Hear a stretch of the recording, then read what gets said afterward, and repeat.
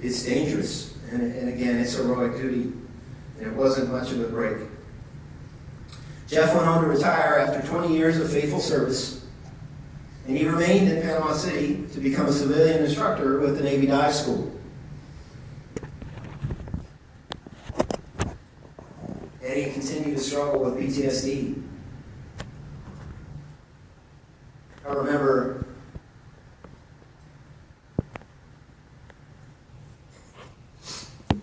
the last time I saw Jeff. The last time I saw Jeff was in June of 2014. I was going through town, he was working, we made a connection and had lunch together. And it's amazing how when you haven't seen a military buddy in years and you just reconnect, like you never left off. To Jeff's character, he was more concerned about me, about what was going on in my life, than his struggles. I had no idea what a dark place he was in.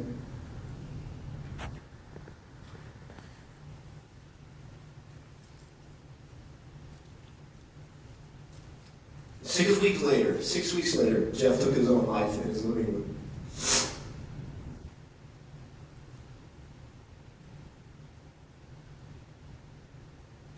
He was found by his two sons. His sons called the ambulance. They called their mother to tell them that Dad had killed himself. What a horrific scene.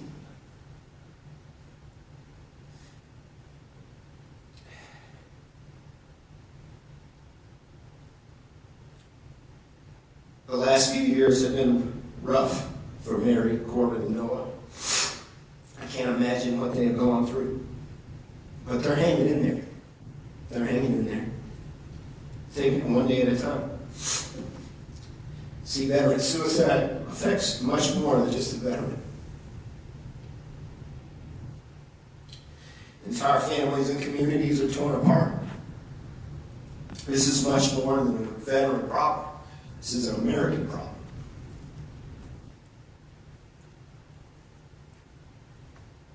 As you know, there are a number of distinguished visitors here tonight, but none more special and distinguished to me than Mary DeClercq. Please welcome Mary DeClercq.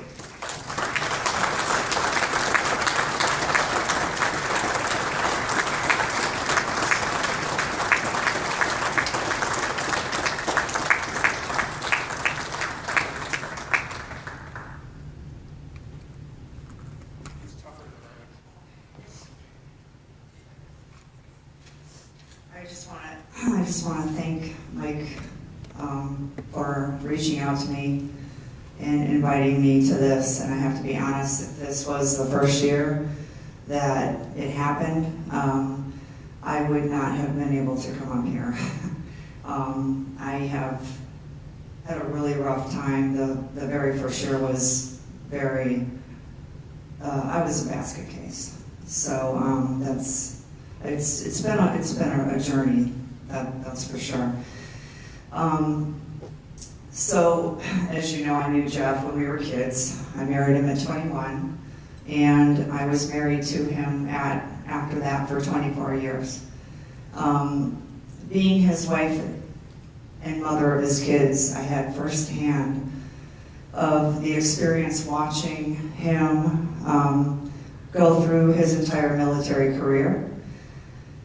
From the time he enlisted to when he retired. I saw the transformation of what happened to him mentally and physically to his body after each platoon, and his workups and every deployment that he was involved with. All the years up to the time he finally got shore duty, which wasn't very easy for him either, and I think that made things worse, what he had done. I could see the toll that it put on him and the strain that it also put on our marriage. Jeff suffered from most of the PTSD symptoms, if not all of them, and his body was deteriorating each year after he did all the deployments. So I heard about his pain all the time, all the pain he was in, all the headaches, all of the things he had going on, the dreams, staying up all night, couldn't sleep, anxiety, depression. I heard all of it, and because of this, he became addicted to pain medication, sleep medication, alcohol, to just drown it all out and make it bearable for him to live.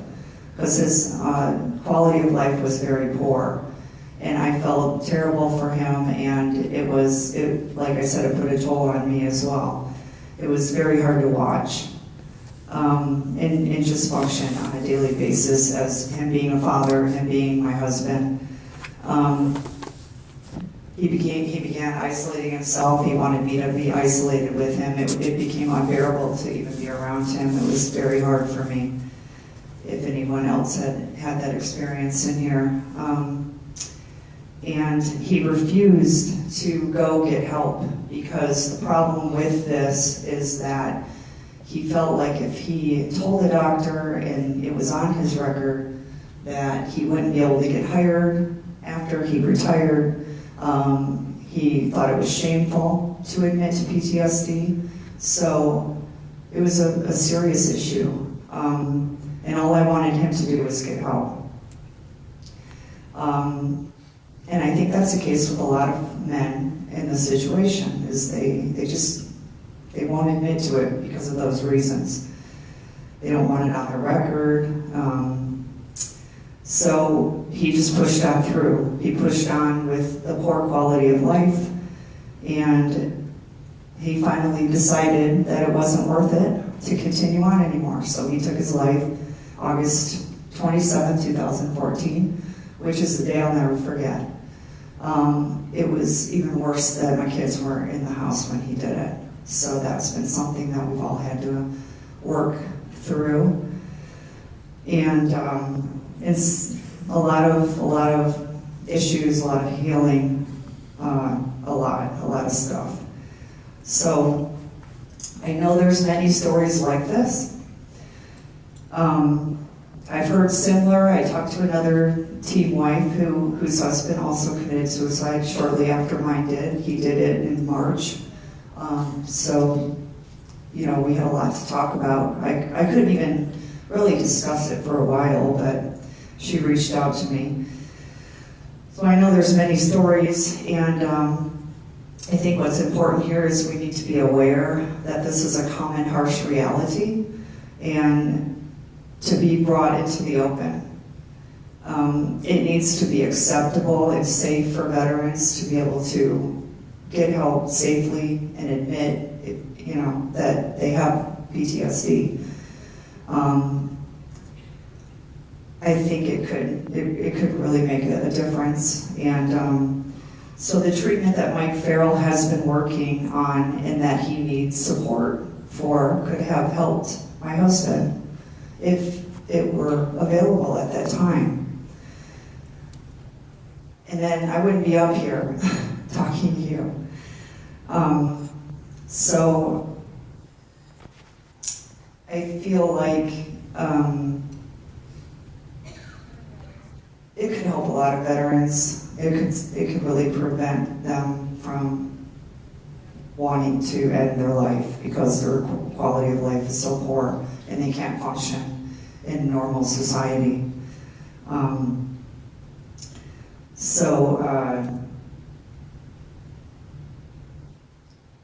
I'm very excited to have people like Mike Farrell, who deeply are affected by my husband's death, and it's made him motivated to find and discover a treatment that will improve the quality of people's lives that suffer from this condition, like my husband did. And I think it can help prevent and make a huge impact and help prevent all of this and saved many lives. So thank you. Thank you, Mike.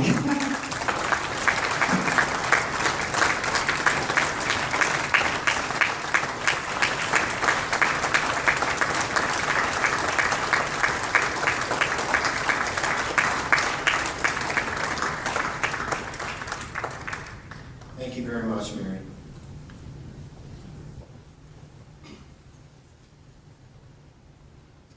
Now, I wish I could tell you that Jeff's story is an anomaly, but it's not. And if you're a veteran in this room, I guarantee you know someone just like Jeff, maybe more than one. I know more than one.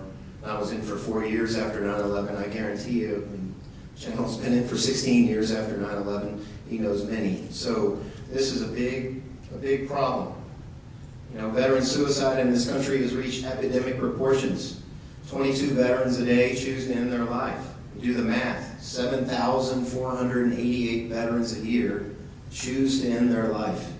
That's more veterans lost to suicide than the number of service members who have died in 16 years of combat in Iraq and Afghanistan. Let that settle in for a minute. It's unbelievable, the rate this is happening. And we just got it. This is unacceptable. The one thing I want to make really clear, I'm not blaming our mental health care professionals at the VA or anywhere else. In fact, I salute them. They are the ones that are in the trenches every day fighting this war, not me. So I don't want to leave that impression, but I want to join them. I want to join the team to fight the epidemic of veteran suicide in any way I can. And I think this is a way.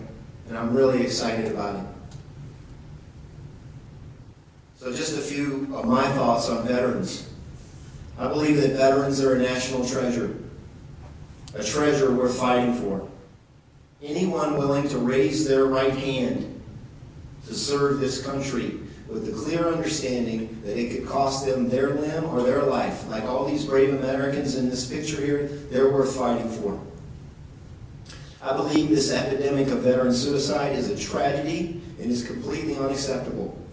And I believe that we, as Americans, have to do everything we can to fight this epidemic. This is too much. One is too much. And I believe that what we're here to learn about tonight, that is personalized repetitive transcranial magnetic stimulation, or PrTMS for short, can help. I think it's a game changer. A game changer. I'm up here staking my reputation on this treatment. That's how much I believe in it. I've seen too many veterans, friends of mine, who were suffering from PTSD, traumatic brain injury, and they were suicidal, who had this treatment, and you're going to see a video later, changed their lives, saved their lives, to use their words. I'm not suggesting that it replaces our standard of care for PTSD. I just think it augments it. It's another tool in the toolbox to combat this problem. Where it fits in the toolbox, we got to find out. But I respect and admire all of our VA mental health care professionals. I salute you. Now, PrTMS is an evolution from TMS, transcranial magnetic stimulation. Dr. Murphy's going to tell you all about that. It's been around for over 30 years. There have been 30 randomized controlled clinical trials with over 2,000 patients on TMS that have demonstrated its safety and its clinical efficacy, primarily with depression. It's been well studied. And if you look at the literature over just the last 5 years, you'll see TMS studied with all of these disorders you see. And that includes PTSD. There have been 8 papers written about TMS and its benefit to PTSD. So this is not coming out of left field. So tonight, you're going to meet Dr. Kevin Murphy. You're going to hear his personal story. And oh yeah, he's a Navy veteran too. Sorry guys. You're going to learn how he developed this treatment, how it's evolved over the last 5 years, how he's used it to successfully treat 200 to 300 veterans. And you'll hear veteran testimonials about what the treatment did for them. And there's just one thing that I know Dr. Murphy's not going to say, but I'm going to say it now. He did all this for free. He didn't charge these veterans one single penny, not one penny. And if you think about 200 veterans, you're going to learn about the typical course is 6 to 8 weeks, treatments daily. You figure 40 treatments per veteran, that's on the low end. That's between 8,000 and 12,000 treatments he's done, free of charge, no charge whatsoever. This is not about money. This is about saving our people, saving our Americans. That's what this is about. That's why we're here. Well, next I want to bring up our very distinguished guest speaker, United States Senator Steve Daines. He's one of the 2 U.S. senators here from the state of Montana, and he's a graduate of Montana State University, so I know he's home here. So please welcome Senator Daines.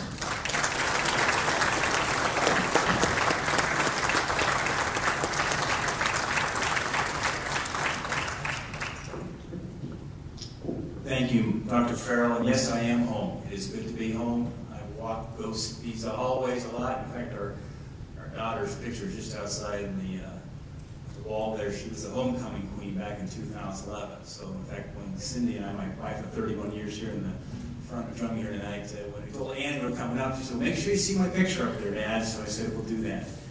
But Dr. Farrell, Dr. Murphy, thank you. I'll tell you something, we have 2 physicians here that have really been leading this effort with impeccable educational and professional credentials, as well as 2 Navy veterans. I wouldn't be here tonight had it not been for coincidence, although I believe this was providence with a capital P.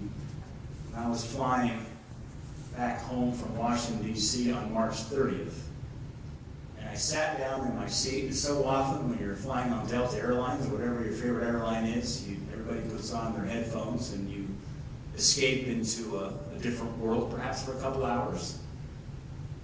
Dr. Farrell and I were seatmates, had not ever met before then.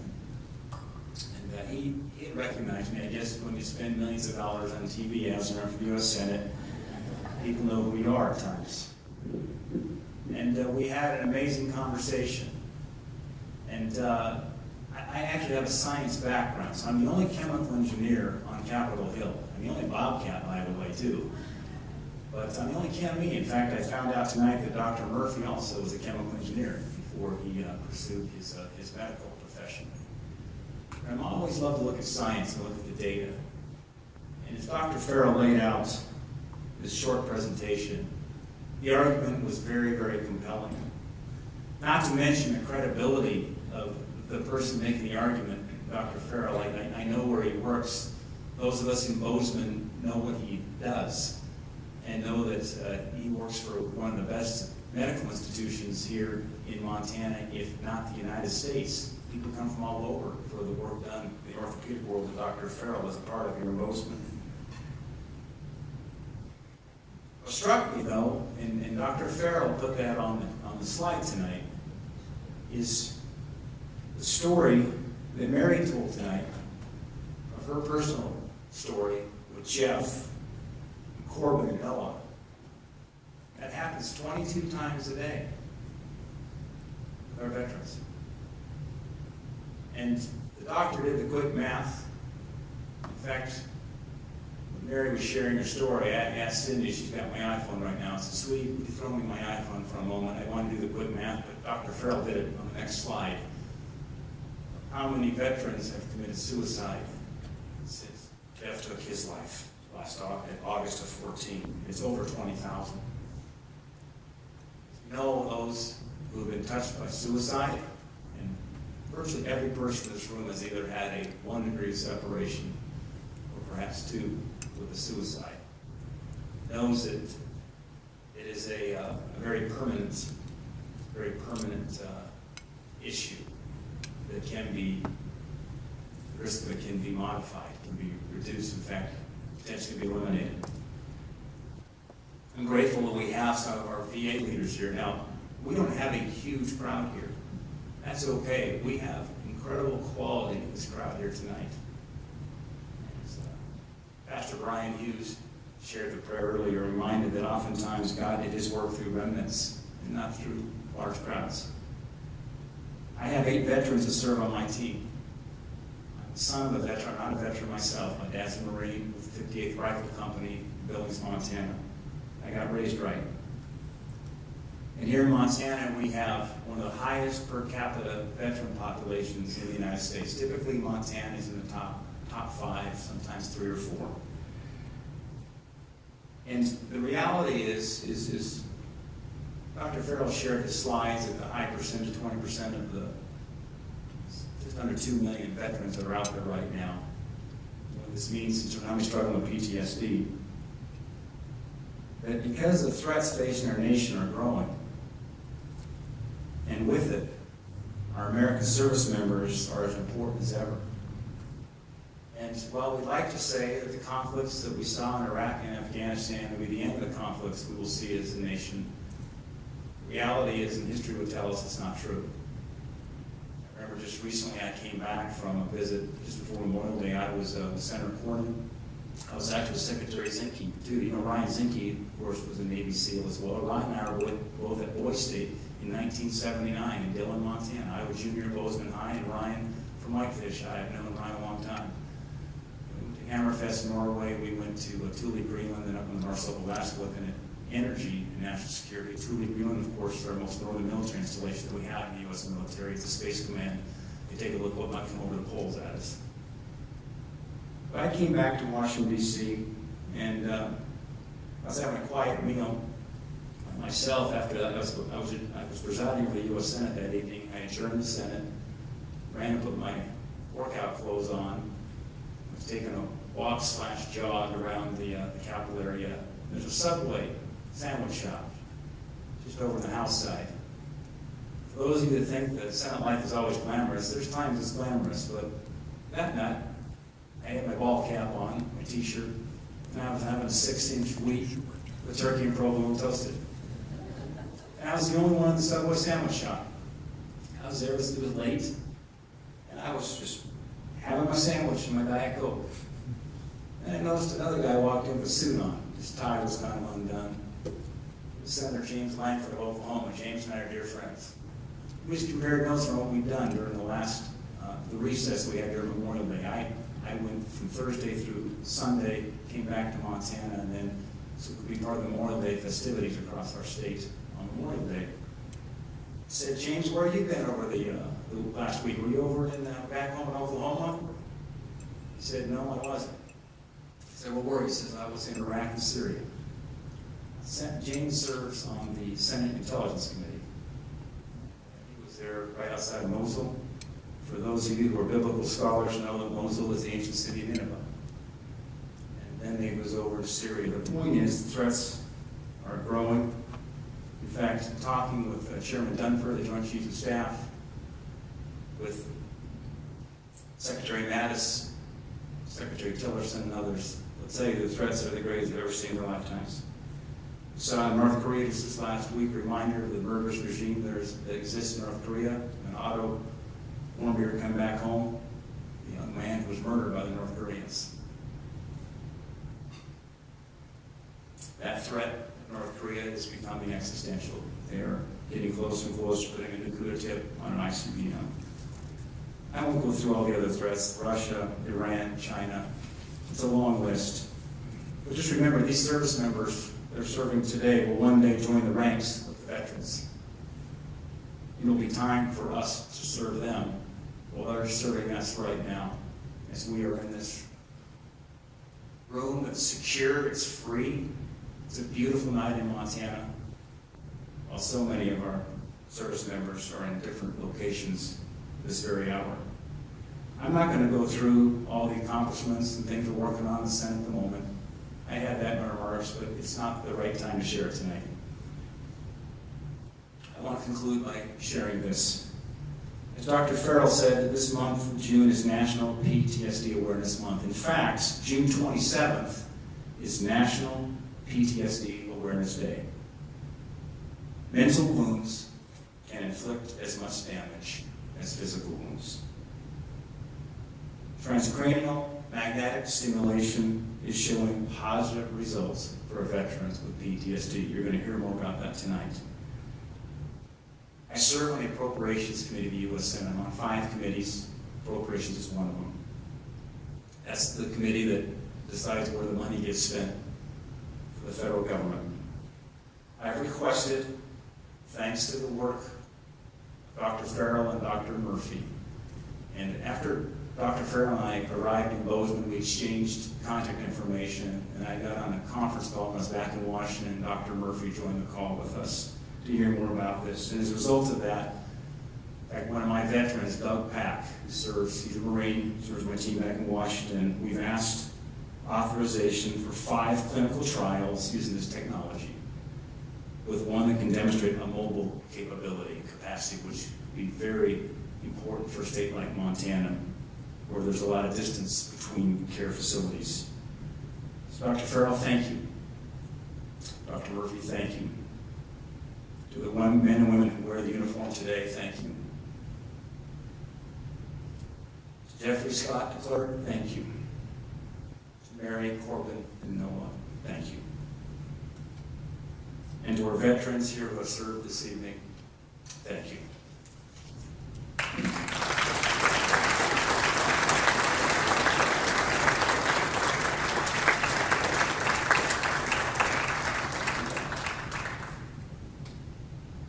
Well, thank you. Thank you very much, Senator. Well, as I stated earlier, U.S. Senator John Tester could not be here tonight. Sarah Thane is here from his staff, but Senator Tester prepared a video for presentation.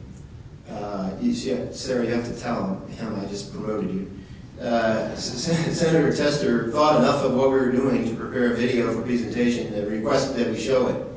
And I think his involvement highlights that veteran suicide is a bipartisan issue. It affects all Americans. And I think it's a perfect model for how we can all come together, regardless of what our political beliefs are, because these are Americans. These are Americans that we're taking care of. So I'm going to show you his video.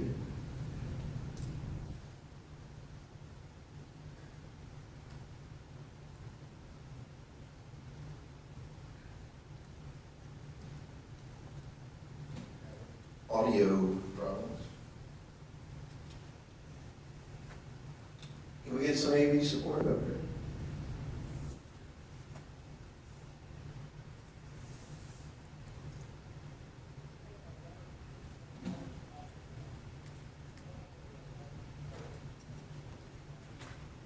Starts with providing life-saving mental health care for veterans. I will rewind. Traditional means of accessing mental health care It's not on the screen. Thank you, Dr. Farrell, for that kind introduction. I want to recognize Dr. Farrell and Dr. Murphy for their service to our country and their efforts to bring mental health care treatment to veterans in Montana. I promise you we tested this earlier.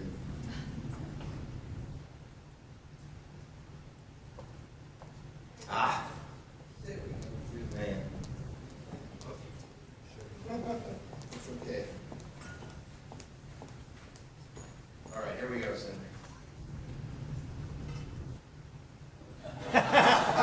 For reals? Now we got no audio.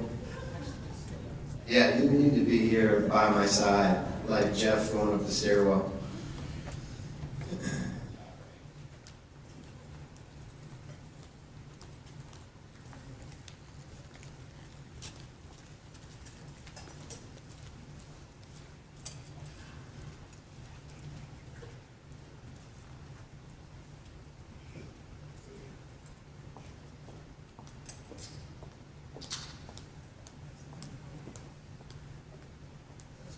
Those are my kids.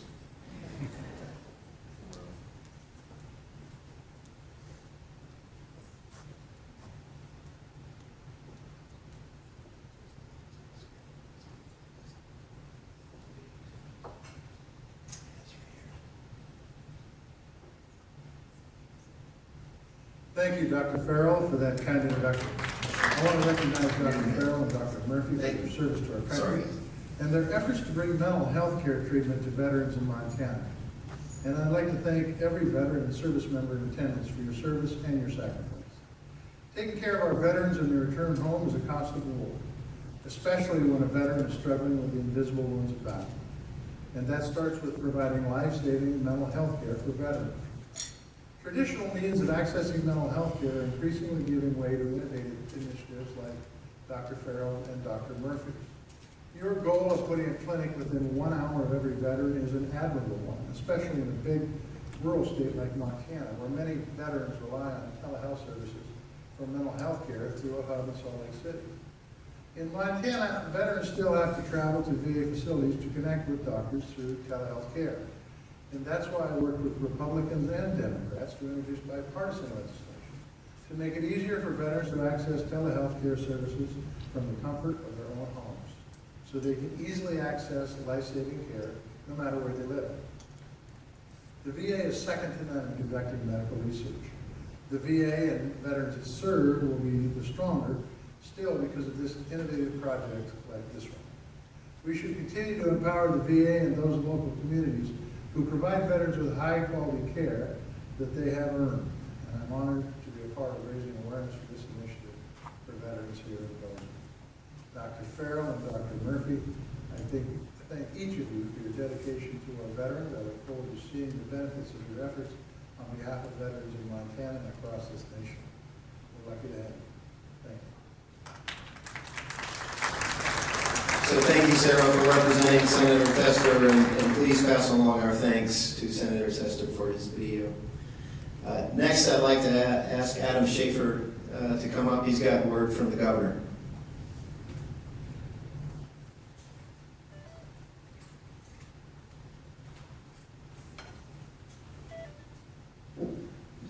Good evening.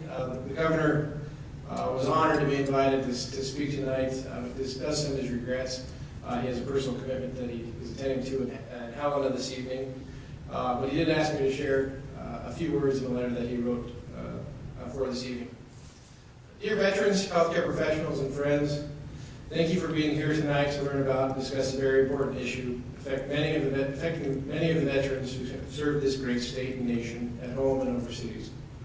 Montana has one of the highest per capita rate of veterans in the country. Our servicemen and women are an important part of Montana's communities, and when they return home, we must ensure opportunities for education, gainful employment, and access to quality healthcare services are readily available. Montana's suicide rate is ongoing and a serious problem that my administration has made a top priority. I believe that the most important step to helping prevent suicide is by improving access to community mental health services to our citizens and veterans. My administration expanded the use of the State Employee Assistance Program to Montana National Guard members.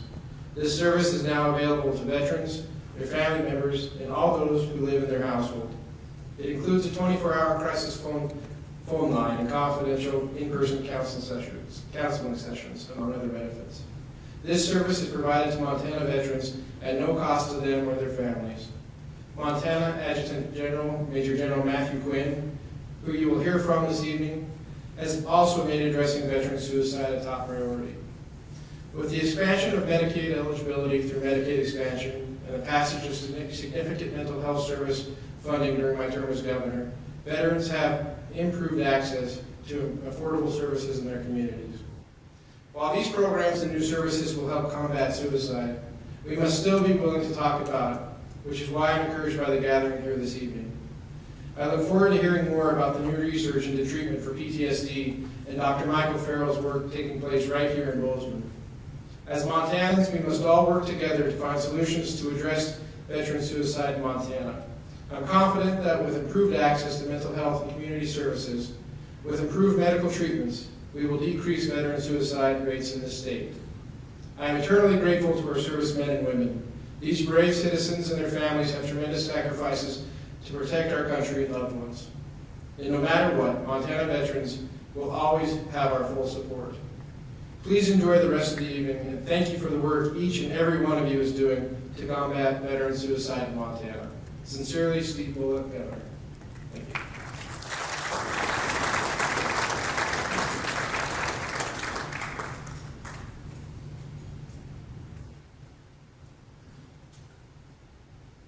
Thank you, Adam, and please send along our thanks to Governor Bullock. Well, our next speaker is Major General Matthew Quinn, the Adjutant General of the Montana National Guard. General Quinn began his military service in May of 1983 and is a veteran of both Operation Desert Storm and Operation Iraqi Freedom, both conflicts in Desert Storm and Desert Shield included. He's also an alumnus of both Montana State and the University of Montana, so I know he's at home here today. Please welcome to the stage General Quinn.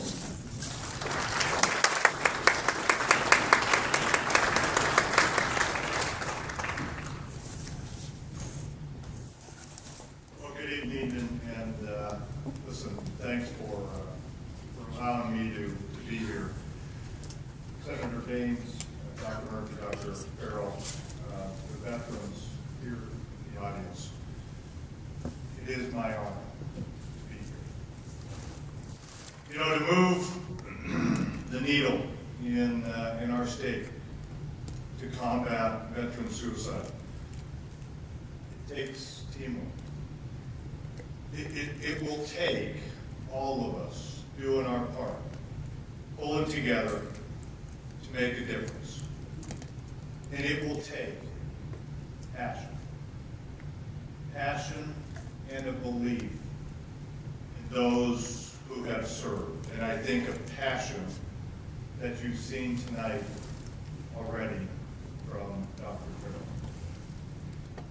This is why I couldn't pass up the opportunity to be here and to learn for myself about the game changer that can help our veterans, those who have served, those who have PTSD.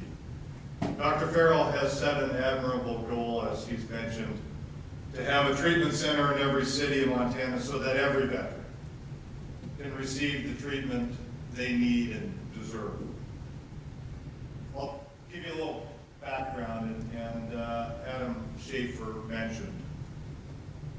So in the National Guard of Montana, we have about 3,600 soldiers and airmen.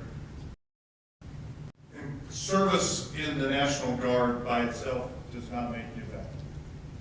In fact, I have individuals who retired years in the Montana National Guard that have fought fires, that have responded to floods, to towns that are isolated from snow. 30 years in the Montana National Guard, and they're not a veteran. They don't receive veteran care. They don't receive veteran benefits because they did not deploy overseas. I have deployed, and so I have the benefit of being a veteran and the benefits that go along with it. But over the course of the last 3 years and of the 3,600 soldiers and airmen that I have, we have lost 6 to suicide. 6 young men that took their own lives for a variety of reasons. 2 of those young men were veterans. 4 were not. 3 had young children at home that they left behind. 3 were single. So as we looked at what we could do, because not all were veterans, Governor Bullock brought me in and said, Quinn, we've got to address this. As a state employee, I have the Employee Assistance Program, and it's free counseling services, of which, frankly, I've taken personal advantage of. And ma'am, you're right. Soldiers worry about, what's it going to do to my career? If I go seek help, will I lose this service that I love so much? And so they don't seek help. They do it on their own, and they try to get through it, as Montanans do.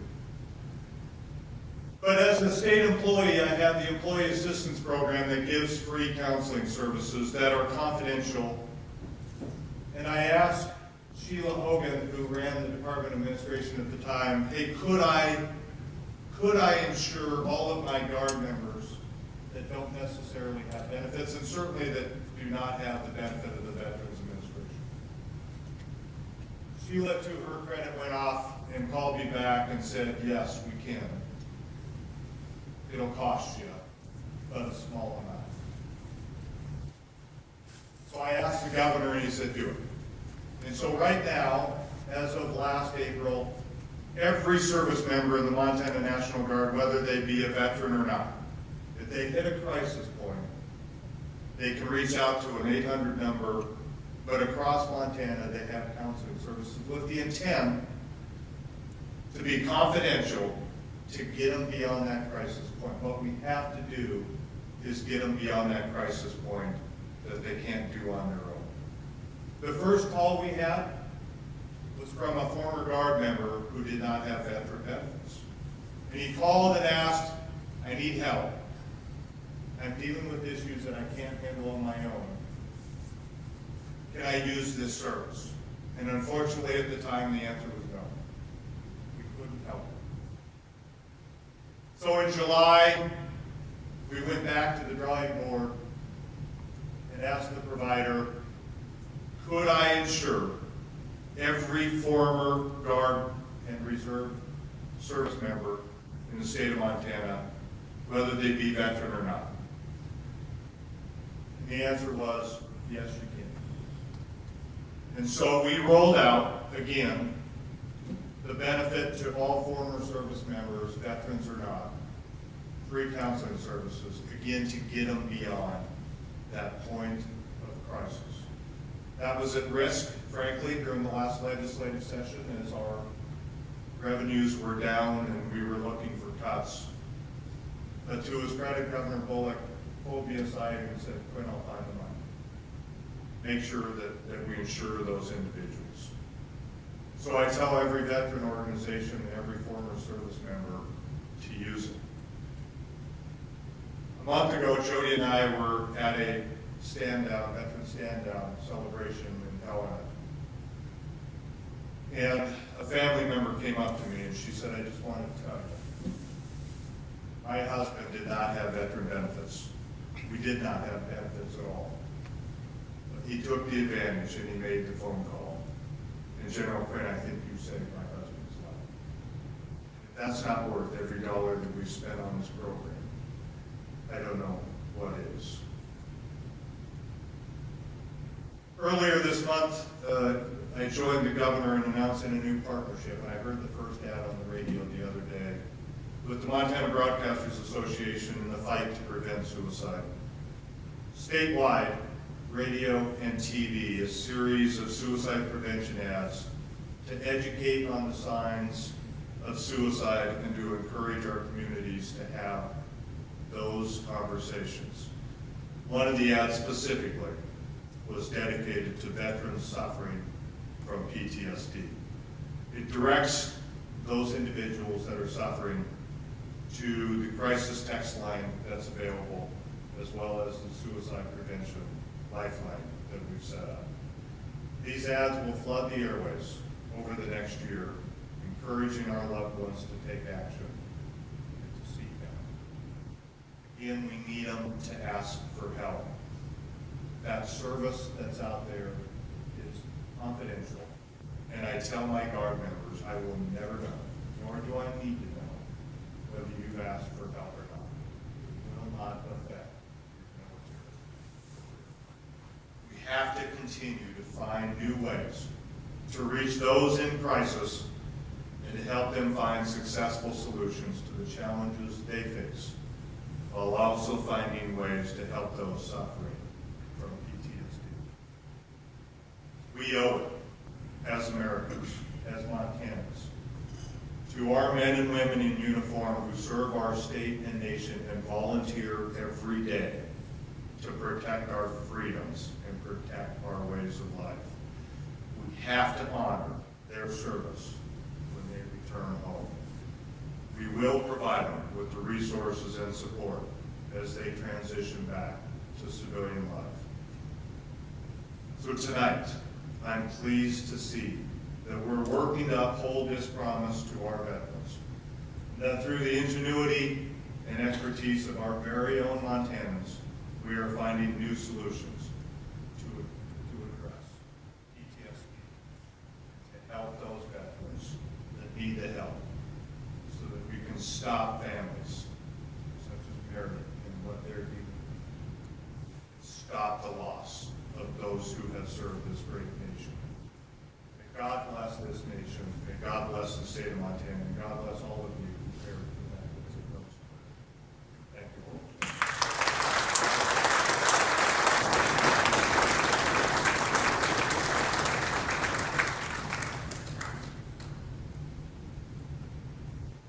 Thank you very much, gentlemen.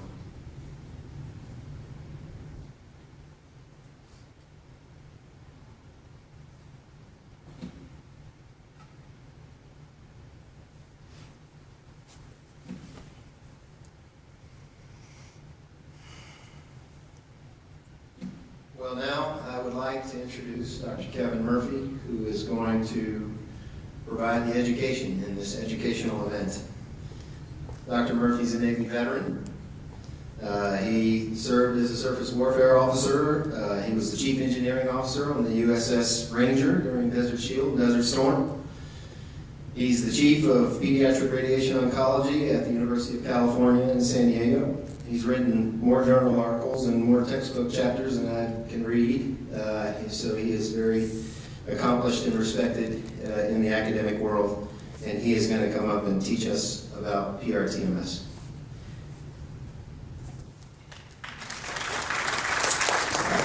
While we're getting set up for Dr. Murphy, he's going to show some unbelievable videos. And if you had trouble seeing Senator Tester's video, take the opportunity to stretch and move left or right so you can see. I don't want you to miss this.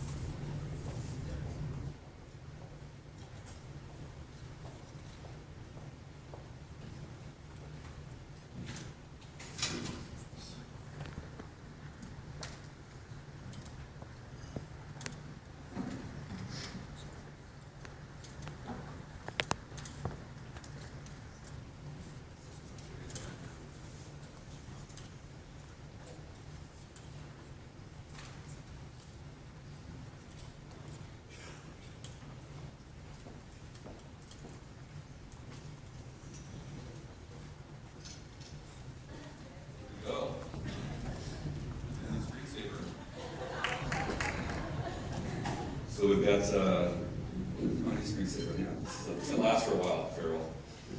This is great. I appreciate it. So we were in DC visiting Senator Daines and had a nice chance for a photograph. Well, I want to make sure again we thank the entire group here, Dr. Farrell's team and the Admiral General Post and the VA for being here. What I'm going to do is run through a mixture of science, and I know there's some science folks here too that want to hear about how this is working and why it's working for you. And then at the end, I think we'll answer some questions amongst the group as well. Something that you may have mentioned is that if you can't see because you're right in front here, and you think it's better to sit on one of the sides, this will be a chance if you want to make a move. It might be hard to see. There's lots of videos. No expectation on that. You can do that. Well, we had some aircraft carrier stuff already. My U.S. Navy Ranger hat. Put that sucker on. So this is us leaving San Diego and then Pearl Harbor, getting underway here. So sea anchor detail. I was OD underway of this 81,000-ton ship back 25 years ago, and on the way to the first Gulf War. So, So I've got, for sake of time too, when I try and do things, I'm a fast talker, so I'll try and slow down and at least make a sign or something to me. I'm talking too fast, and I can do that. I don't think we invent too much. I think we discover things that exist. So I don't take credit per se for what you're about to see, but I can tell you it's a real phenomenon. We enjoy the research we do. I carry a couple hats here, including this one as the vice chair of the department in San Diego, and also the pediatric oncology program. If you want humility, treat pediatric oncology kids for a while, like Darryl, who will speak next, can attest to, and it sort of changes how you view the world. So personalized, repetitive transcranial magnetic stimulation is a big word, PrTMS. PTSD is one we'll talk about tonight, but there are quite a few hosted applications for this besides just PTSD. A few things about myself, because a man simple will Google me and say, there's no website, we can't really find you, you're a professor, but you don't have much papers on this so far. We built a department in radiation medicine, and I treat with radiosurgery. We have about 60 faculty now. I started this program with 3 faculty. It's the biggest in the state of California, one of the biggest in the country. We see about 5,000 new consults a year for cancer, and I specialize in an area called radiosurgery. We're very active in our publications. And for disclosures, I'll be showing you things where I have research agreements and development agreements throughout the course of this lecture. We have textbooks in the field of this radiotherapy as well. And some of the ways I get into this was my day job is taking care of brain tumors. And when we take patients and do a thing called radiosurgery, we can line up the patient in a room and target a tumor non-invasively, and then the machine will treat this tumor as an outpatient. And avoid the need for surgery. It's a very rapid, deployed, accelerator-based therapy. And this has gotten a lot of popularity, and replacing surgery in some cases, sometimes it's an adjunct to surgery.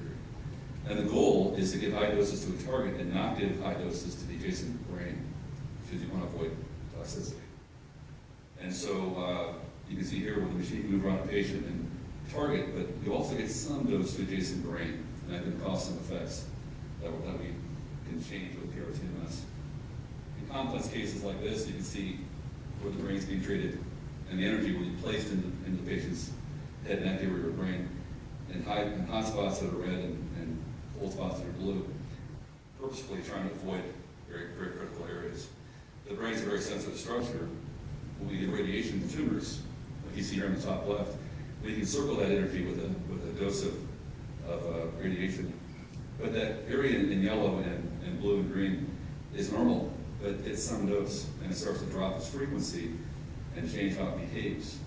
So on the far right, you see a little scar where a tumor used to be, but that area in red also has loss of its frequency. So we do elaborate things to avoid that. We can have the computer look at all the normal structures and say, don't hit that. And the eyes, in this case, the brainstem in orange, can be placed in the computer and avoid it. And only where the tumors are getting a clear shot can we give dose. And that does help. We can also image kids, and I help work on both these software programs that you see, where we can actually move a patient, a pediatric patient, and then realign them based upon a mask, in this case a green mask, which down in a millimeter can tell me where a patient is without getting x-rays. So we fussed over this, and we think we've done quite a bit of new science in terms of allowing us to target tumors and track them, but the brain is pretty sensitive. Even small doses can create changes in frequency. Frequency is how fast the brain fires and talks to each other. And you can see a discordant or a messy, noisy brain in cases where we've had surgery or trauma of some sort. And PTSD is no different than that. So you see here kind of this depiction of how the brain works as the neurons are flying through processes and creating synaptic changes. There's a pulse rhythm that occurs, ideally, where neurons talk to each other in a very coordinated pattern. And you want that. You want sort of a rhythmic beat to be occurring. In PTSD and other disorders, we damage that rhythm.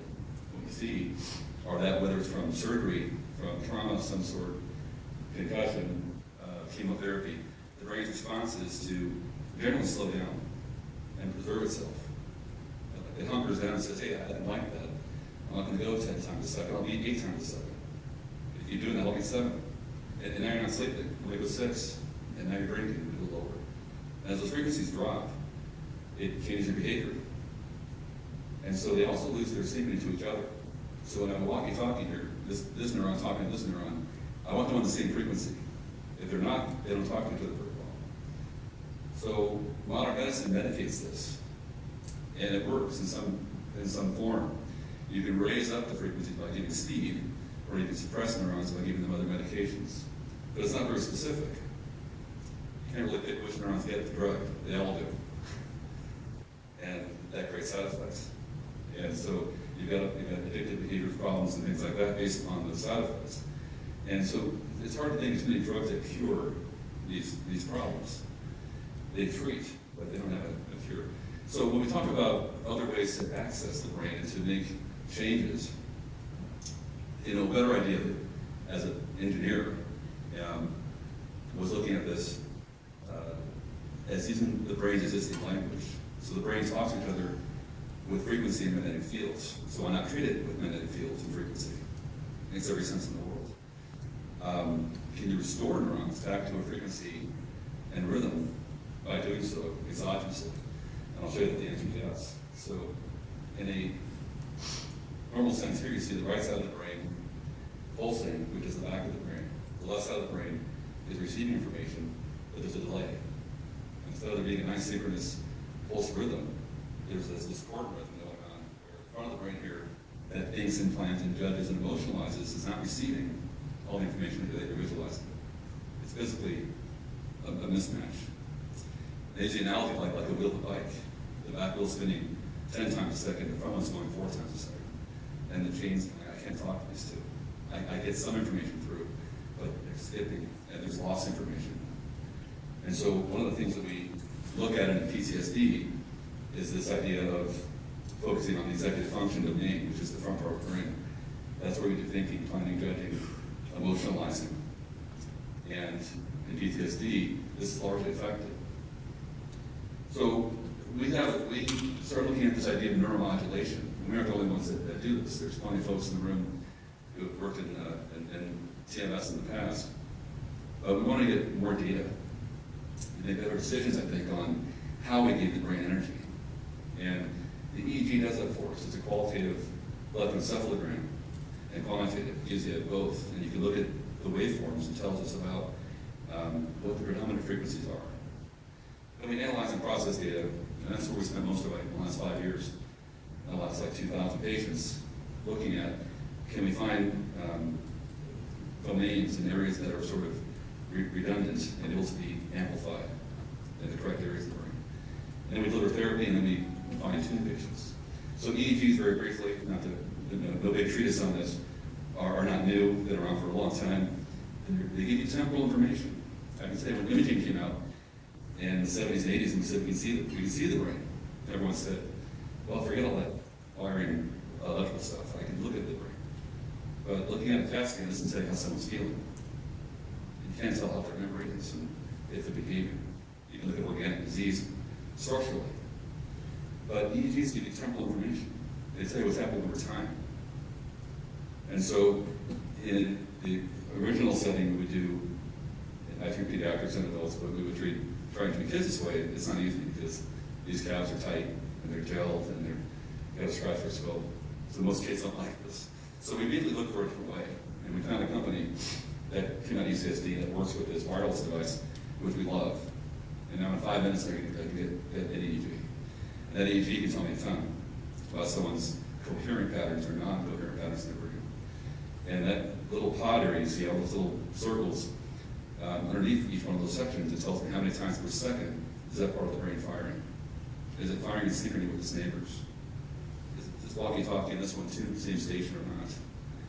And in most of us, they're not necessarily tuned. There's a predominant waveform between those two, but there's noise. In PTSD, there's lots of noise. So we know that we label these things left and right. We know what under each one of those areas was the predominant pattern of the brain behavior. When we look at the cortex, which is just the surface of the brain, the gray matter, and say, how often are those neurons firing? And ultimately you get waves. This is where brain waves comes from. We have a depiction here of both very high gamma energy on top, down to sleep waves on the bottom. And so that blue bar on the right is 1 second at a time. And the waveform tells you how many times per second is the brain firing in that part of the brain. And the low and the delta domains, you've got sleep. Delta and theta waves are sleep waves. So all of us are sitting here right now with some form of delta, hopefully not too much. But you have some, that's fair. And you may have some alpha, which is your resting wave, alert wave, but not anxious. But if you've got too much energy in the high domains, by definition, you have anxiety. By definition. And I can sit with any of my patients and I look at the nerve batteries and I can tell you, by looking at their waveforms, that they do or don't have certain symptoms. It tells you how often does the brain sample the environment. So if I'm sampling my environment 30 times a second, or 40 times a second at rest, that's too fast. Is the door locked? Is the door locked? Is the door locked? Is the door? That's too many times.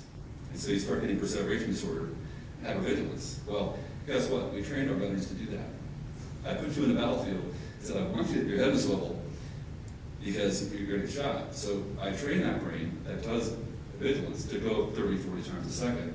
And after months of that, you pull them back and go, we're done. Let's go to, Chipotle. And the guy's like, what do you mean?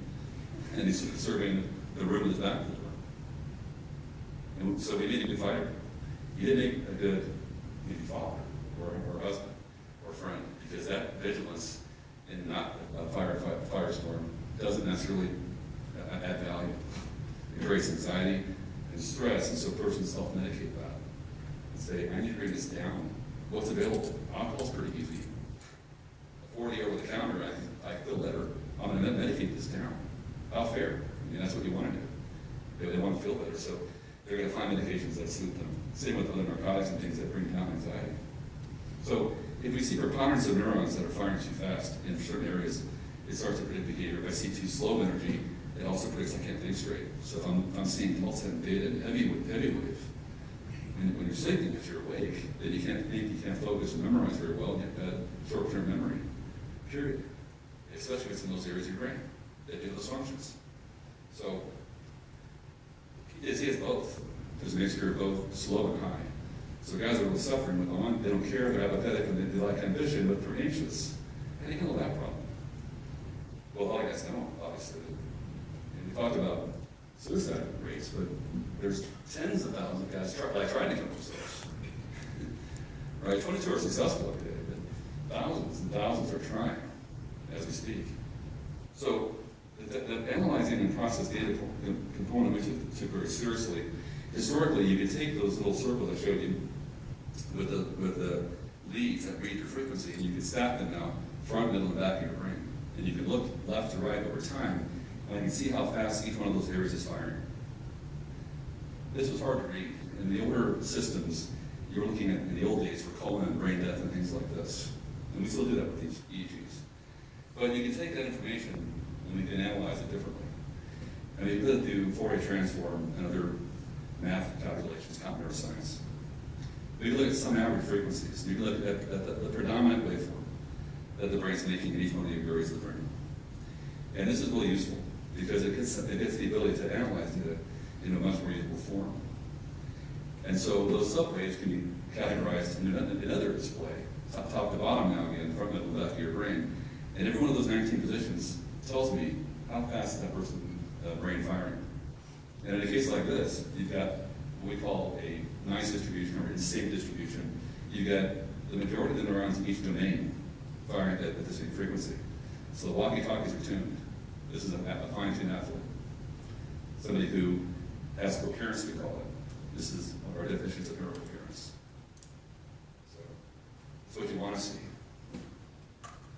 If I get that guy a concussion, or I don't let them sleep, or I put them in a trauma zone, then I get a waveform distribution problem. So the areas that were in pulse rhythm, talking to each other equally, are now making noise.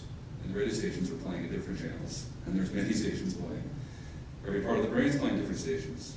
Sometimes they're 2 hertz, 4 hertz, 10 hertz, 20 hertz, and there's just noise in the system. This is a very noisy brain that needs to be medicated in some ways. So if you give someone stimulants, you move the left-sided areas up. If you give them a suppressant, you bring the right-sided ones down, arguably. People argue that, but I think they're wrong. If my thinking, planning, judging area has this disturbance, then I think in planning, judge with difficulty, or I have trouble. When I feel my Veterans Act and say, look, it's not your fault, I would feel the same way. If I had those disturbances, my brain would have the same way too. Areas that do thinking and emotionalizing and judging are turned off in some areas. There's anxiety in areas that you do social processing. And even your visual cortex and auditory processing, there's ringing in your ears, you can see it. So I'll see a guy and say, your right side of the cortex has got a ringing on the right side, and they're shocked. We can look at these and predict that. So very interesting. Can you change it? So our discussion so far is all this talk, and it's been good about the problem, and our goal was to fix it. And so, just like radiosurgery, zap tumors, let's fix the neurons that we have harmed or been harmed by chemo or something else. In this case, trauma in general. Can you reverse that? Well, the therapy of the delivery and treatment part I'll go into. I show this because this is what people think of when I talk about this, but we're not doing that. So one of the things that is interesting, this is Jack Nicholson made this thing, this is like one for the cuckoo's nest, and this is still done. And ECT is a control-delete current option. So people have addressed the brain electrically before, not the first ones to think of this. But they gave a pretty, I'd say, drastic measure, anesthesia in an operating room, an electric current, and sort of a reset, like a control-delete on your computer. You can also deep brain stimulate and pick areas you want to change. This is done for disorders of movement, and it's actually very effective. But outside of that, what about something more gentle? This idea of transcranial stimulation is that thing, in my view. And what you have is an FDA-approved device, the size of an ultrasound machine that plugs into a wall. And you can place a patient into a chair and with very little sensation treat the neurons and drive them back to their previous frequency. And in the Navy, we used to call this degaussing. So you take a ship over the magnetic Earth and you create a static charge on the ship, and we would get that off by going over a degaussing range. And think of how static electricity would damage the electronics on the ship. Your brain's the same way in a sense. You can take off the noisy energy and restore synchrony. It was approved for depression and migraine for standard TMS, and then PTSD and things that we're working on across the board are what we're studying. So just like EEG, PTSD has both a mixture of slowed frontal processing and then combined anxiety. So I don't like the word even PTSD, and other persons don't. PTS and what's names for it. The bottom line is the brain is out of rhythm and has high level domains. And they have focus trouble, struggle with social relationships and all the areas that you did mention. So some areas are too high, others are too low. So we can place a paddle over the area of interest that I know needs more energy. We can also place a device around their head, and I can watch the waveform being changed while I treat them. I can dial in the frequency that way as well. So the first step here, you might see that the addition of waveforms like this can create bigger waves. So very like simple physics, there's constructive interference and there's destructive. If we add a waveform in at the right amplitude and frequency, I can amplify the existing waveform, and I can actually dissipate the other waveforms. So this is sort of what we're working on, and our software programs have been trying to look at ways to predict patients' own frequencies and matching our delivered frequencies to them. I can promise you that it's really remarkable when you take away the noise in someone's head and how they feel. So in a 6-week display over time, you'll see a patient here. Every 2 weeks we have an EEG taken. And you can see the noise in the far left on the 14th. In 2 weeks, you see the waveforms start to come together. So you're reinforcing a position, and the brain has to learn to follow it. And over a 20-minute session, 5 days a week, you're telling the brain, this is where I want you. I want you at this frequency. And neurons listen. They can be trained. And 2 more weeks later, you see even closer together, and then by the 7th of March, here you see this patient didn't have PTSD. So I showed some people like, I don't believe that. I said, well, I'm not like in the faith business. I'm not marketing. If the person says, if I can show you effectively the brain's more coherent, I can promise you they feel better. The anxiety bands are gone. They feel less anxious. The depression bands are gone, etc. So we do some neurobattery testing, which in our field is you ask patients questionnaires, they fill out their forms, and the center of this graph is the Z-score, which is a normal score, and the circles that are open become circles that are dark as you move more toward normalization of symptoms from self-regulation, feeling, thinking. We also ask patients general questions. Our first 48 veterans about road rage was a big problem with our veteran population, and how many of those guys lost that road rage. Carrying weapons, hypervigilance, it's a big problem. So ringing the ears will be less in patients, and alcohol consumption will go down without us asking them to. You'll see some testimony here coming up on a video of some of our guys that just dropped taking their morphine because they weren't self-medicated. And the most important factor I see in these guys is quality and duration of sleep. Across the board improves if you take away someone's noise. We also looked at the PTSD scoring system, PCLM-5, for those in the room that know, and in 2 weeks saw a 61% drop. So I showed the VA this, and I can tell you, there were lots of skeptics said, don't believe this. I said, well, let's study it then. I'll be the first to help you do this and study it and show you that it's real. It's a real phenomenon. We take neural batteries, which are, for those that don't know, a form that the patient fills out and says, how often do you have this symptom? And I'll rank 1, 2, 3, 4, or 5. Is it very often or always? And you add up those scores as a measure of how often they're experiencing the problem. In this case, it's 27 for this patient. And then we do other scores. PC is the concussion score. PCL-5 is the PTSD score. MA is the Hamilton Anxiety score. AMD is the Hamilton Depression score. And then PSQI is the sleep score. Mostly 5 or less is a number you want. So when a guy walks in the door, they're 50s and 60s. They're really struggling. They're putting 4s and 5s in every part of their form. These are standardized forms. So every week or so, repeat those forms and show that they have a change. And so it's really rewarding as the first week or so. 20, 30 points can drop off on their scores. And generally by about 4 to 6 weeks, they can normalize. On the far right, where you see 1s and 0s being put. The guy on the bottom is a NFL player who had CTE. It's not supposed to be curable by any other means, and this guy went down to 1s and 0s on his score in terms of symptoms. So it's not working for every single person to treat, but it's pretty darn effective across the board. So there's also fine-tuning that occurs. Everyone says, how long does it last? It tends to last. Most patients that don't go back to trauma, it tends to last. So. More things. The VA has now bought 40 machines, the exact same one we use. I have to tell you, we went to DC and met with a lot of folks the last 3 or 4 years behind the scenes and really pushed to have this technology embraced. We weren't the only ones doing this. Others were, and the same exact machine is now in the VA at 40 locations, and my contention is that the software that we're using and the other folks we're working with are pushing the ball a lot faster than most conventional places, not just the VA, but across the board. That standard PrTMS takes one location, gives 10 curves to all people. On the far right of the spectrum here, we do wireless EEGs as part of our tracking of patients. We continuously monitor them while we're treating them. And then we do multiple locations for treatment, and we treat with much less energy. The amplitude can go way down when you treat with residents in terms of your frequency. And our results have been better. Now this has to be tested. And so our goals now are to get with the VA and do a formal heavy-duty randomized trial. So some of the future things we're doing, we're looking at wearables, making micro devices that can do the same thing the EEG does.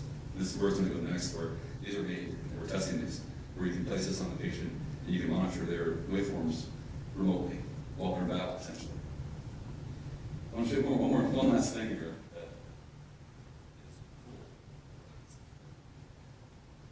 So while we're treating a patient, we can watch their waves change. So those blue bumps I showed you, you're now seeing one of those lines. And as you pulse the patient, on the top you see the pulse, let's turn the volume up.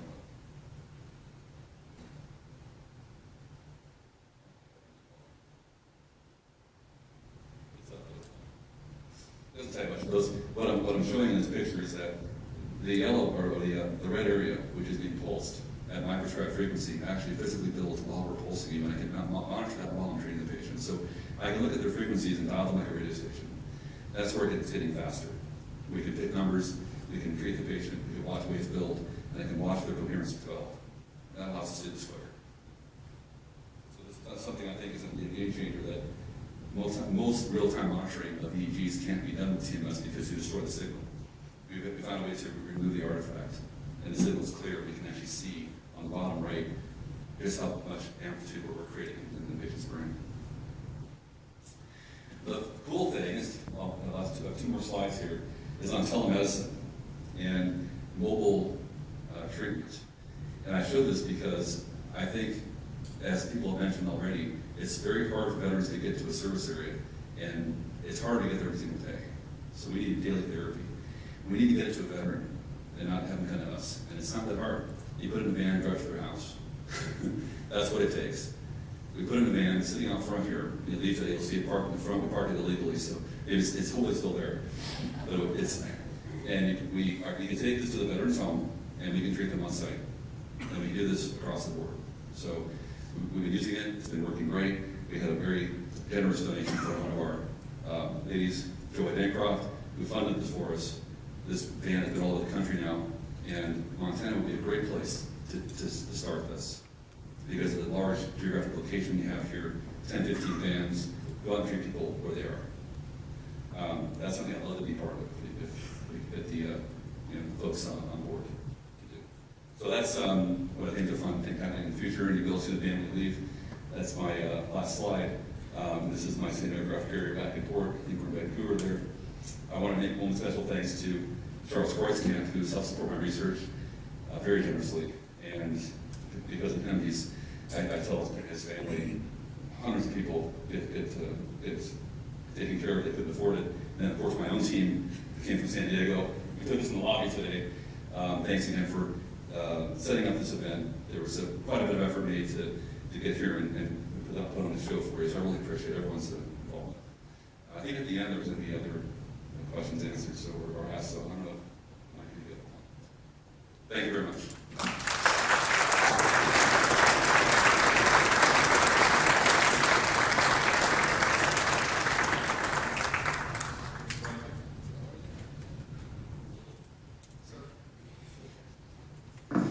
Well, thanks for hanging in there. Our last speaker, maybe our most distinguished, Vice Admiral Koenig, former Surgeon General of the United States Navy.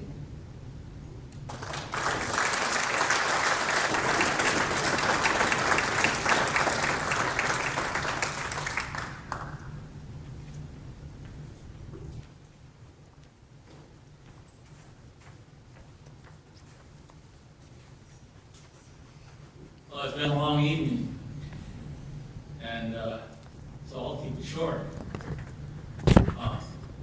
I started medical school 56 years ago, 55 years ago, this September, so I've been around a bit. And I've seen a lot of things happen in healthcare, and I've gotten to be a part of a lot of those things. But of all the things I've seen, this is the most exciting thing I've seen in 55 years of association with the medical field. Reason is, it affects such a huge portion of our population. All of you, as the Senator said, have probably had a first or second degree association with somebody who this has affected very, very badly. We think we can prevent a lot of that now. We think we're starting to unwrap the secrets of the brain. It's the last major organ to yield its secrets to us. But I think we're there now. We're getting started. We're making some progress. And here's a chance for the people of the state of Montana to help out making that progress and hopefully save a lot of lives in the process. So I promise I'd keep it short, and I'll keep it at that. I'll stick around for a little bit afterwards for anybody who wants to ask any further questions of me about that. And I thank you very much for your sticking around tonight and hearing this. And I think they've got some videos to show you, a few minutes of worth of videos of patient testimony. Thank you.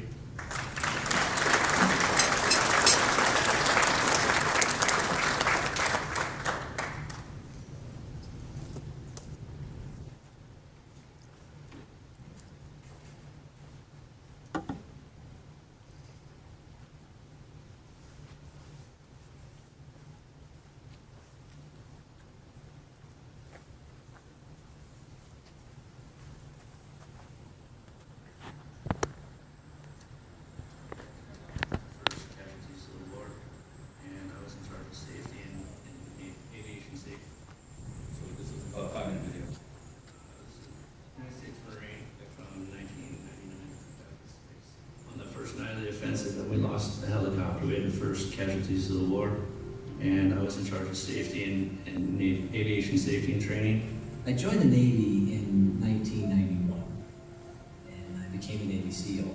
I graduated training in 1993, reported on board SEAL Team 3. I was in the Navy on 9/11. That day I was serving the captain coffee, and we were watching CNN. It was his normal routine, and kind of baffled by the first tower being hit by a plane, and then we watched as the second one hit. After that, we got ready for a deployment because we knew we were going out. I had my second child March 16th of 2016. They basically told me that I had postpartum psychosis, which is the most severe case of postpartum. I was feeling isolated. I was feeling cut off. I was feeling a sense of malaise or depression, and I couldn't quite figure out why. I can remember avoiding crowds, avoiding going to places. Again, I thought something was wrong with me. At that time, they diagnosed me with PTSD, and that's something that I refused to believe that I had because I wasn't shot at, I wasn't engaged in firefights, stuff that you kind of think what PTSD looks like. I started noticing symptoms after I got out of the Navy. I was divorced, I was homeless, and it spiraled out of control. I was sleeping maybe 2 to 3 hours a night, 4 hours if I was lucky, and I just spiraled. I definitely felt hopeless and helpless, and I couldn't sleep. I couldn't wait for the morning to come and the night to be over. I was a wreck, I was in survival mode for so long that I probably wasn't even really functioning.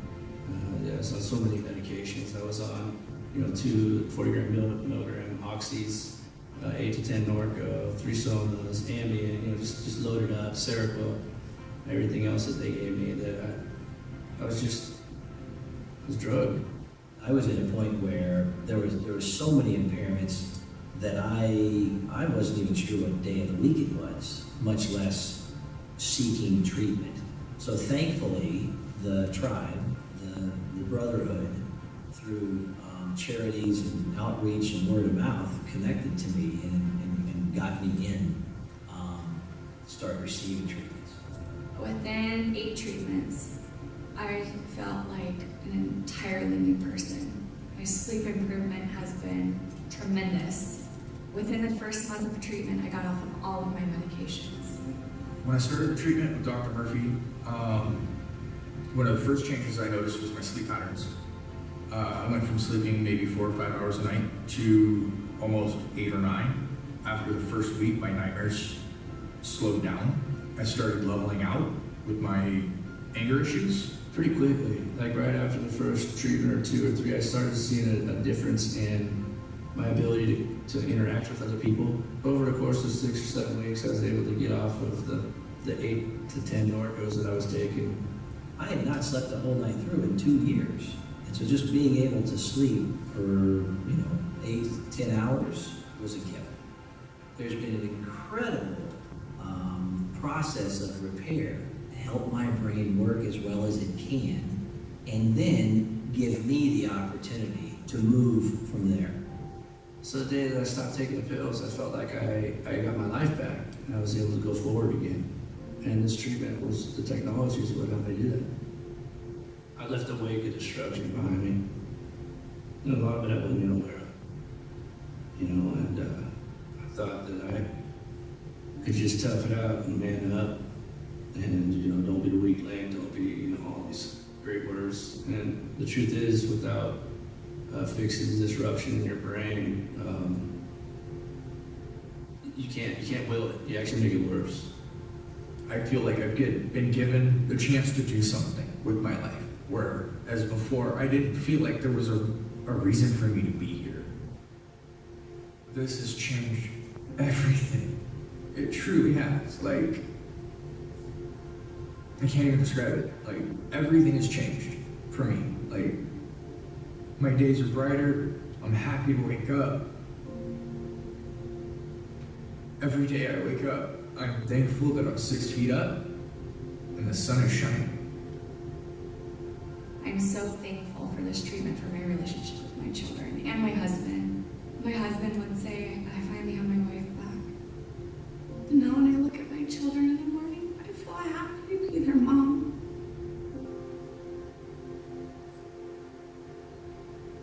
I can enjoy being a mom now.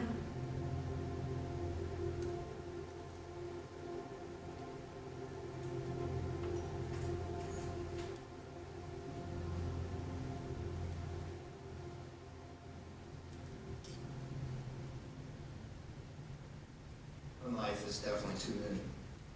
What we'd like to do now is have some concluding remarks that I promise will be short by me. And but we'd like to have a question and answer period. We got some mics here, and we're going to go around and see what you have to ask. Our distinguished panel, if you would come up at this time. Why am I alone up here?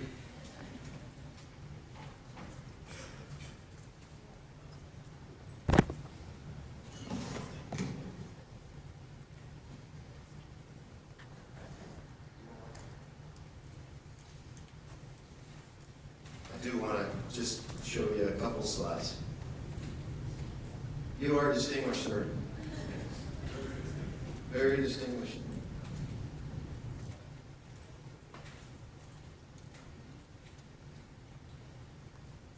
So before we start, just a couple of things.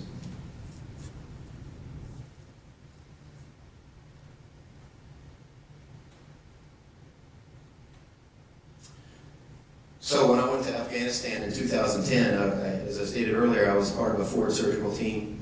We were assigned to the Joint Special Operations Task Force, and so we flew into Bagram Airfield. If you've been there, you know what that's like. And then we went over to Camp Vance to meet the commander of the Joint Special Operations Task Force. And it's a beautiful building. And in front of that building is a monument. And the monument has every member of the JSOTF, the Joint Special Operations Task Force, who's died in country since the war began. All of those guys are inscribed there. And I remember it vividly because I know some of those guys. I recognize their names. I went through training with them. I deployed with them. I mean, it's sobering to see their names there. And so I went inside, and we met the commander, because that's part of the check-in. And I remember standing in front of his desk, and first of all, he had a nail or a hook on the wall behind him that had a bunch of dog tags, and they were the service members who had passed away on active duty in combat. And so I noticed that, and then he looked at me. I'll never forget this. He looked at me. He said, "Michael?" I said, "Yes, sir." He said, "Keep my boys off the wall. Keep my boys off the wall." And that's what he was talking about. I want you to leave, and I don't want any more names on that wall. Well, that's what we're talking about. We're talking about keeping the boys and the girls off the wall. Ending suicide.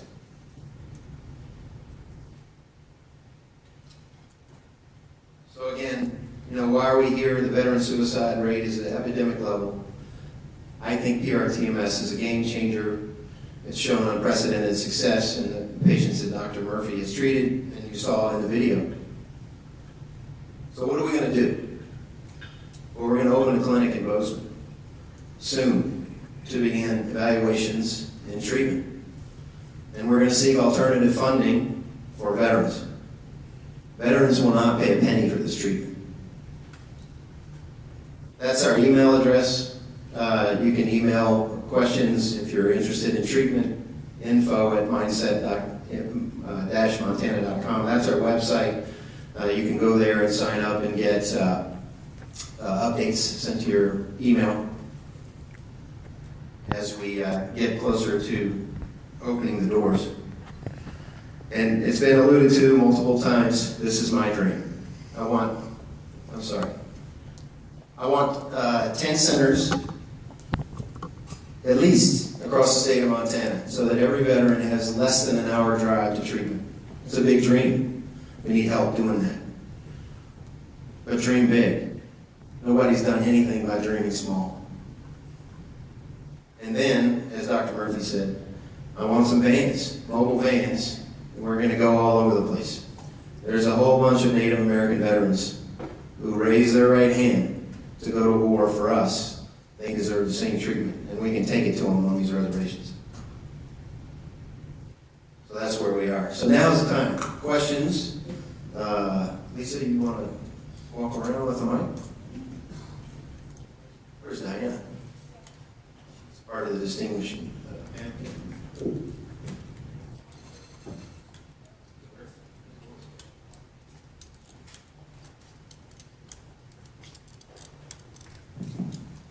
Hello? I was actually asked this earlier and I didn't know how to address, how to answer it.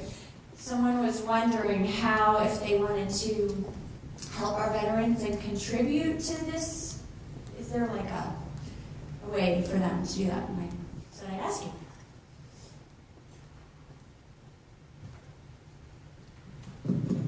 There's definitely some not-for-profits. Any of the organizations that already take money for veterans, if they just want to deem it toward this kind of therapy, they can do it that way. Or they can give it to organizations, we have our own 501c3 not-for-profit that we treat veterans with. Maybe Special Warfare Foundation, we work with them.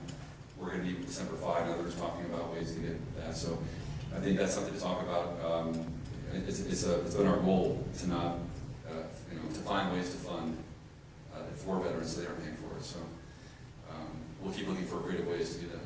And if people have other ideas, please let us know, because we're in the game. We're definitely going to be helping as best we can, but definitely it takes funding. The vans cost money and the machines cost money, and getting these out to people is what has to happen. So. Hello. I have several questions, but I'll just ask one. It was intriguing to me that amyotrophic lateral sclerosis, ALS, would be able to be helped. Is that really possible? Well, I have a patient with PLS, which is a primary lateral type of motor neuron disease, and it helped his depression from his diagnosis, and it helped him sleep, but it did not change motor neuron problem. So he still has trouble with gait and he has progressive disease. I don't have any other ALS patients I've treated. I've treated cerebral palsy. I've treated motor injury patients that have stroke, and kids with chemo brain and brain tumors and things like that. Quite a variety, but that's a very tough one. In ALS, we have treated one PLS patient. I have a question, and thank you again, and a comment. Emotion, you can see it, you can feel it, and I came away feeling very happy, very thankful that you guys are doing the research and it's effective for these veterans. And I have a million questions too, but just one here. Is it effective to some degree on every patient who suffers, or are there patients it's not effective on, and why is that? And are you continuing to research it? Yeah, I would say that I don't have a patient that doesn't sleep better. I'll sit in front of a room of my biggest critics and have a few hours and tell me that that's not the case. But every patient will sleep better. I can't get some TBI guys with an open head trauma better. So if there's ones that don't respond well, it's that there's been a fracture of the skull. Or such, I have a lot of breachers that have breached thousands of times, and their brains just look like jelly when you look at their EGs. There's really no way for them to make, and we struggle with them. In autism, which I didn't show you, we treat autistic kids, and there's about a 20% non-response rate. Just nothing moves. And by 2 weeks, I can see there's no waveform changes, there's no movement. I tell the parents, I'm sorry, it's not working for your child. And I have some autism kids who are off the spectrum. Literally they're off the spectrum. Their CAR score drops to like 15. So they're absolutely non-responders. They exist. Some of these things like ALS and PLS are tough ones, open skull fracture. But sleep seems to be improved across the board, even in patients that aren't responding. What is your geographic vision? Regional, national, after Montana? Planet Earth. Yeah, so I know earlier, but I think I should say it again, because I really mean it. Like, I don't feel ownership per se in the things that I or others with me have helped make. In other words, I think we're not so good as humans at discovering things. God creates things, we take time to discover them. These things exist. The waves in the brain are there, and we're just figuring out how to use them better. And so I think the applications, we would say to people are, if you have a brain, you're a candidate. Because, I mean, I've treated myself, I've treated my family, I've treated pro athletes, we have pro golfers, a putt better, I've got people who are tighter waveforms, can swing a bat faster, and things like this, and they can shoot better, and things like that if need be. So the performance of the brain is something that's not really been tuned like an instrument, but it should be. And when you tune the brain, a lot of phenotypic things change in patients' behaviors. And so when we first started doing this, we were overwhelmed with requests, and we tried to not really advertise ourselves. We didn't have a website, and to try and find me really camped that well. It was on purpose. And I was treating Special Operations Command and others where we need to have visibility. And so I would say to you that when Mike said I wanted to go to Montana for a little roundtable discussion, he kind of did himself, which is great. And I think there's no question that it's going to, this or other software developments that go along this domain will start to be generated, and it will promulgate like wireless promulgates. And if we're part of that, great. If we're helping veterans, great. And if we're part of the science behind that, super. And there'll be others that come beyond us and do more things that we're doing, and good for them. So we're just part of the puzzle, and we're trying to get it out there. But the software to do this is very fussy. It requires a personalized approach on every patient, and that's why it's been hard to sort of scale it. Because I look at every single one of the patients and their EEGs, and I look at the nerve batteries, and I make decisions on who needs to go faster, what amplitude, what location, what intensity, what training interval, what length, what areas of the brain I want to treat, how fast I treat them. And those things are hard to put in a computer right now, but we're working on that. So I'm not sure I answered your question, but we're working on it. Hi, my name's Leif Griffin, and I wanted to first of all say thank you for that very informative presentation. Thank you. What a great spread. Thank you very much. My name is Leif Griffin, and it turns out that I also graduated chemical engineering with Senator Daines, so I know him from there. And I'm one of the people that I just had my 10th year anniversary of a severe TBI. So I know exactly what these people are going through, and I'm so encouraged and appreciative that there might be some help out there for us. Thank you very much. I did have a question. What do the patients feel like when they're going through the treatments? Yeah, I'll take that on, because I'm going through treatment, second or third time. I've had chemo brain after some prostate cancer and some treatment for it, the radiation. And so I go out there 5 days a week and I get radiated, or get the treatment. I got the radiation last year. And it takes me an hour or so out of the day.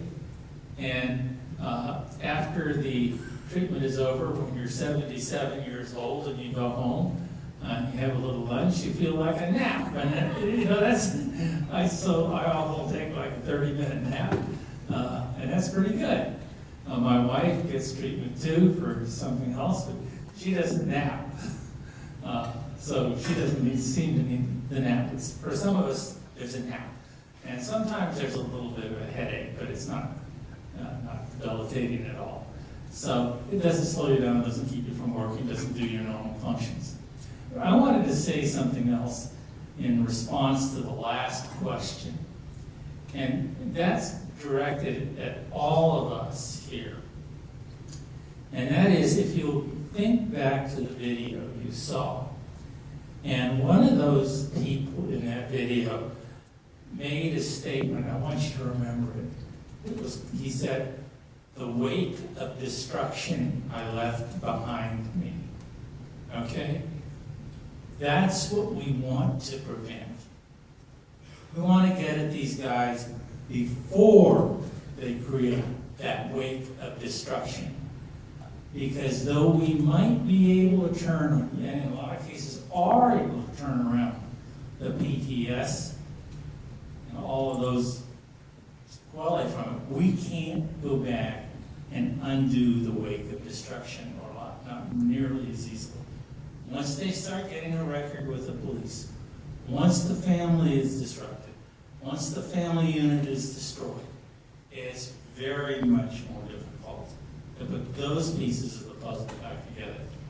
So what I'm asking you is to be sentinels out there and watch people and see people who are having difficulty, that they're struggling, and encourage them to come and get help before they create that wake of destruction.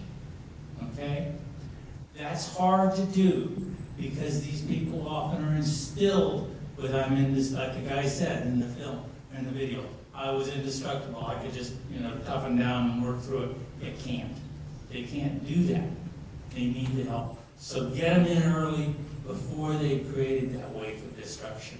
That's up to you. Okay? Thanks. One last thing, I want to introduce PJ, who came up from Indiana to visit us. He's a patient of mine. He was on that list of folks who had a lot of the big scores when he first came and saw me, with concussion history from high school football. And going back to your question about what it feels like while you're being treated, he's going to answer that for you. Thank you guys for having me.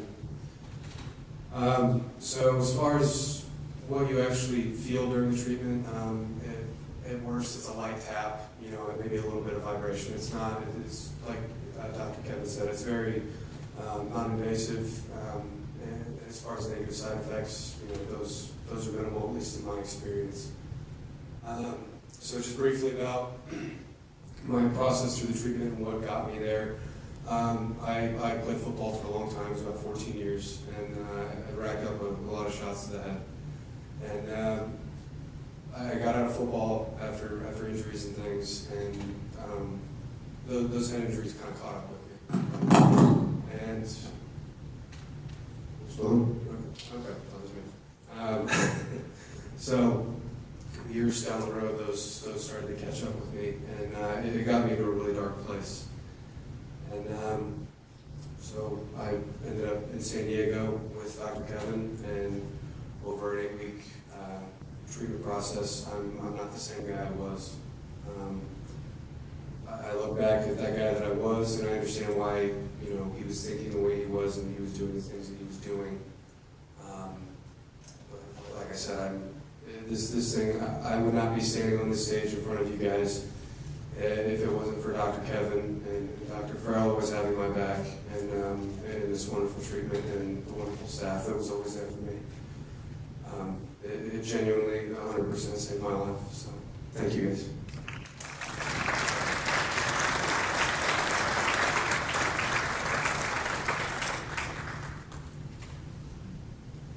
Well, that's all we have. Thanks for coming tonight, and drive safe home. And I don't know, what time is it? Is it after? 9:30, so we've been here 2.5 hours. The van's out front, check out the van. But why did I just say that, 2.5 hours? Because every 65 minutes a veteran kills himself. So we've lost 2 since we've been here.